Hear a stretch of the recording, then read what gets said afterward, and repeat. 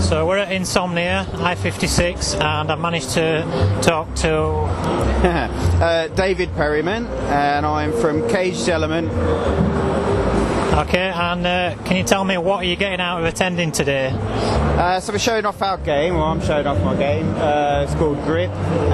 Getting a few people to just see it and play it. It's one thing seeing it on the internet, but it's a different thing to get your hands on it. So it's just that really, getting a bit of exposure. Oh, brilliant. And are you a gamer yourself? Yes, to an extent, but probably not what people would expect, I suppose. Alright, what type of games do you play mainly? At the minute I play Hearthstone and Grip. That's about it. I don't have much time for much else.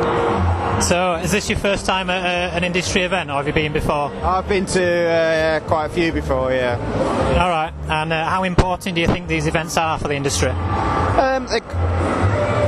I think they are important to get. Yeah, I think they are important. Yeah. And do you think people wanting to get into the indie games industry, can they benefit from attending these events? Yeah, I think so, because you can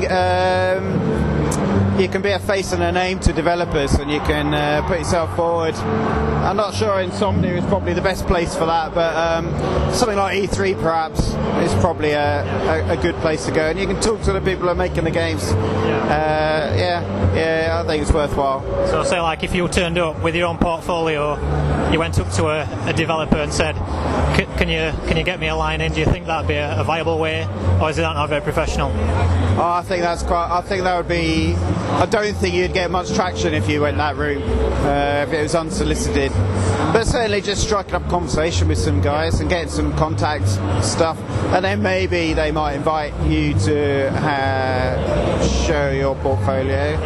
Yeah, I think just talking technical, talking what you're passionate about, what you're interested in, that's going to be a lot better than just presenting a folder over, I think. Yeah. So how did you get into the industry yourself? Luck. I used to make games, and I had a week-long interview once, and I'm not very helpful, really, in that sense. I just kept badgering a company, saying I can make a game, and eventually they gave me an interview, and then I made Roll Cage, which you might see in the indie zone, in the retro zone, I think. I don't know. So I'm making it again. So anyway. Alright, brilliant. Well, it's not Roll Cage, right?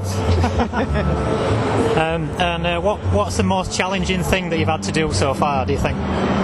With the game? Yeah, just in general. Is that in the industry or as part of this game? What's been the hardest thing to do?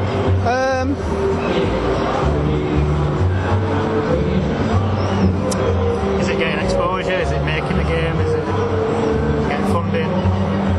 I think it's balancing.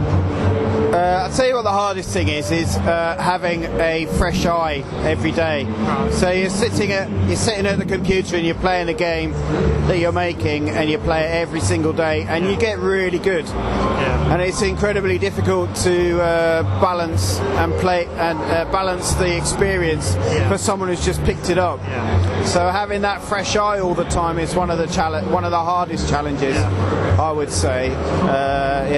So have you got any beta testers? How big is your team? There's 3 of us. It's a very small team. Yeah. However, we'll be on Steam Early Access. Yeah. We got about 1,500 people that have got the game at the moment that are playing it. They're feeding back information, so I guess you could say that they're beta testers. Yeah. Although we're pre-alpha. Yeah. Way below beta. And lastly, one piece of advice you could give to somebody to help them get into the industry? Persistence, and not to give up, not let any knockbacks set you back. Just be nice, be nice to people, and genuine. Yeah, that's it really. Yeah, and get people to know your name, I suppose. Yeah, so networking. Yeah, networking. Yeah. That's it, I guess. All right. Well, thank you very much for your time. And that's about it. You'll get better answers from someone else.